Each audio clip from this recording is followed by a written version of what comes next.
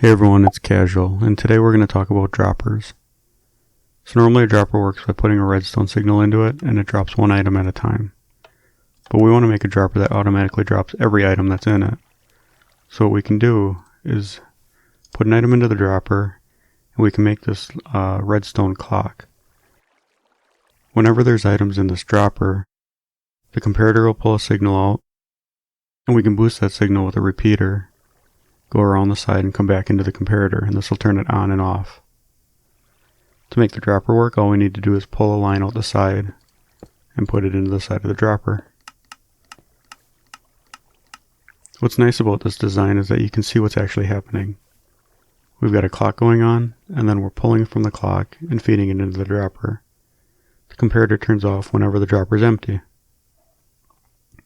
We can improve on this design by running this loop up and above the dropper like this. So if we move the repeater forward and put a block in between, we can run the redstone signal up and back to the dropper, and it works exactly the same.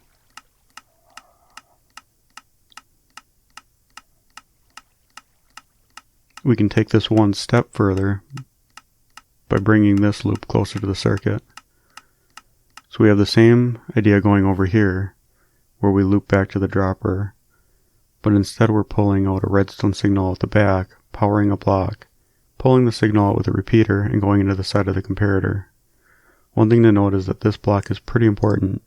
If you get rid of it, you'll see the line goes straight, and it doesn't actually make a loop. So we need to have that block on top in order to make these redstones turn into crosses and work. One improvement we can make is actually making this faster.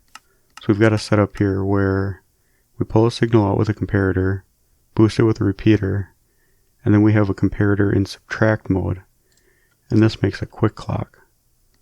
You can see how much faster that is. The problem with this is that a lot of times you want to feed a dropper with a hopper, and hoppers just can't keep up. So if we put an item in here, you can see it only spits out about 3 items at a time. Here's another rapid dropper design.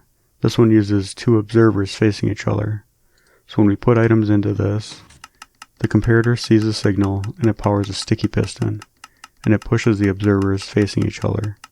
You see when this comes down, the faces are looking at each other, so they go back and forth rapidly to power the dropper and dispense the items.